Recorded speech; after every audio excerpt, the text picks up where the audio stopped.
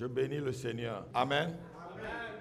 Vous savez que c'est dans les temps des épreuves que les héros se lèvent. C'est dans les temps d'épreuves que les vainqueurs sont formés et ils se lèvent. S'il n'y a pas d'épreuve, il n'y a pas de vainqueur. Et ce matin, je vais t'amener à la dimension d'un vainqueur, à la dimension de celui qui n'a peur de rien. David dit que même quand les lions venaient, il les déchirait. On va noter ceci. Les temps difficiles produisent des vainqueurs. Il y a toujours des vainqueurs pendant un temps difficile. Plusieurs se plaignent lorsque les épreuves arrivent, lorsque les persécutions arrivent, lorsqu'ils affrontent des épreuves, ils se plaignent. Mais je veux dire à quelqu'un ce matin qu'il n'y a pas de place pour les faibles en haut de la pyramide. Alléluia. Il n'y a que de place pour les courageux. Il n'y a que de place pour ceux qui sont prêts à donner leur propre vie pour la cause à laquelle le Seigneur les a appelés.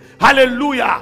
Ce n'est que ces gens-là qui peuvent avoir la place au sommet. L'homme naît pour souffrir, comme l'Éternel naît aussi pour voler. C'est pourquoi Dieu, lorsque Dieu a créé Adam, il lui a donné directement le boulot dans le jardin. Qui a déjà assisté à un accouchement? Allez dans les maternités là. Quand l'enfant ne pleure pas, on dit que cet enfant-ci est dangereux. Parce que quand un homme met déjà sa tête dehors, c'est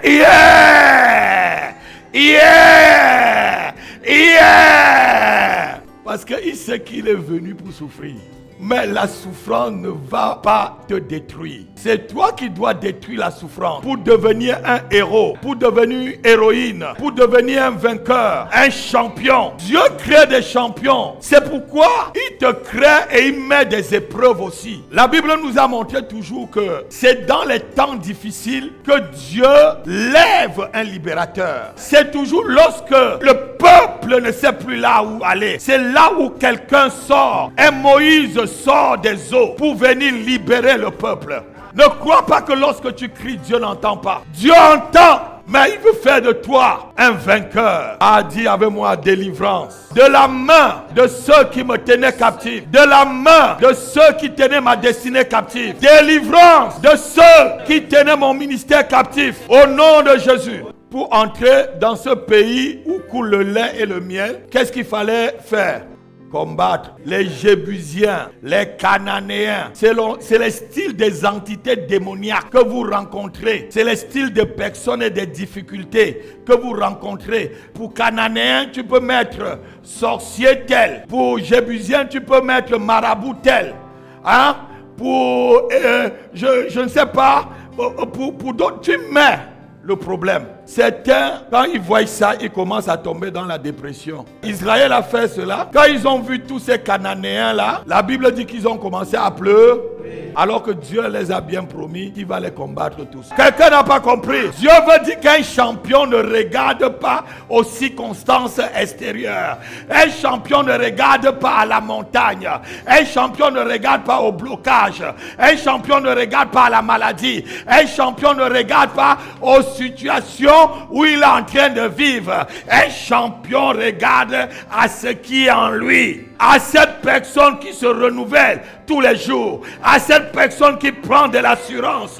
À cette personne qui prend de l'assurance et de la puissance tous les jours. Le but des afflictions, c'est que Dieu veut t'amener dans la gloire. Le but de la maladie, c'est que Dieu veut te guérir. Le but des persécutions, c'est que Dieu veut t'élever. Pourquoi lorsqu'on te persécute, tu pleures? On te dit que le but, c'est pour un poids éternel de gloire. Si on parle, ça te fait mal, tu as un problème. C'est que ton nom n'est pas inscrit dans la liste de ceux qui vont être des vainqueurs. Tu es un pleureur ou une pleureuse. Vous savez, en Israël, la Bible dit, appelez les pleureuses. Il y avait les mamans en Israël là. Leur spécialité, ma fille, c'était de pleurer. Quand tu as deuil et que tu ne connais pas pleurer, tu les invites. Elle vient là, elle s'assoit. Elle pleure pour toi. Je me rappelle un jour un monsieur que je connaissais. Il s'appelait Bob Marley. C'était son sobriquet. Il est mort et il y a une dame Bafan qui est arrivée au deuil. Elle a tellement pleuré que les gens disaient que mais, cette dame-ci là, ça part là-dedans, c'est... Alléluia. Amen. Vous savez, il y a tellement de gens qui sont mélancoliques que lorsqu'ils viennent comme au deuil, Il pense à tous ceux qui sont déjà morts. Il se met à pleurer. Et toutes les souffrances. Regarde là où je suis passé. Regarde, tel homme m'a insulté. Il m'a laissé avec 3 enfants. Allez, on n'est même pas ici. Même mes collègues me persécutent. Mon mari me fait ceci. Ma femme. Oh, pardon. Pardon. Garde tes larmes là pour adorer le Seigneur. Il y a un homme sage qui a dit un jour, mes ancêtres ont marché sur les chameaux. Moi, je roule en Mercedes. Mon fils roule en Range Rover. Mes petits-fils roulent en Lamborghini. Mais leurs enfants retourneront sur les chameaux. On lui a demandé, mais pourquoi ça? Il a dit que parce que les temps difficiles produisent des hommes forts. Et des hommes forts produisent des temps faciles. Et des temps faciles produisent des hommes faibles. Et des hommes faibles produisent des temps difficiles.